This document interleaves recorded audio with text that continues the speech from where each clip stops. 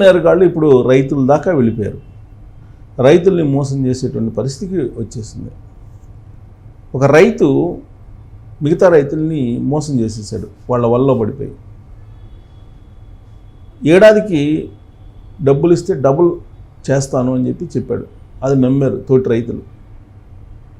లక్ష్మయ్య అనేటువంటి రైతు, అతనికి తోటి రైతులు అప్పు ఇచ్చారు. ఎంత ఇస్తే అంత డబ్బులు ఇస్తానన్నాడు. సంవత్సరం తిరిగే లోపల నమ్మారు, ఇచ్చారు. 84 లక్షల రూపాయలు ఇచ్చారు. ఈ 84 లక్షలు తీసుకెళ్ళి సైబర్ నేరగాళ్ళకి అప్పచెప్పారు. ఎందుకు అప్పచెప్పారంటే సైబర్ నేరగాళ్ళు ఈ లక్ష్మయ్య అనేటువంటి రైతుని నమ్మించారు. సంవత్సరానికి మీకు డబ్బులు ఇచ్చేస్తాము అని చెప్పి. అందుకే ఇతను కూడా సహచర రైతుల దగ్గర అప్పు తీసుకుని వాళ్ళకి సైబర్ నేరగాళ్ళకి ఇచ్చేసారు. ఇస్తే ఆ డబ్బు తీసుకెళ్ళి అతనికి వాళ్ళకి ఇచ్చారు. ఇస్తే వాళ్ళు మళ్ళీ అడ్రస్ లేకుండా వెళ్ళిపోయారు. దీంతో పోలీస్ కేసు పెట్టాడు లక్ష్మయ్య. ఎట్టకేలకు పోలీసులు ఆ సైబర్ నేరగాళ్ళని పట్టుకొచ్చి విచారిస్తే మేము తీసుకుంది 60 లక్షలేను అని చెప్పారు.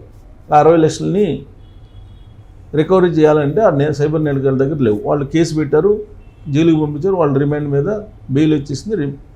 తర్వాత వెళ్ళిపోయారు.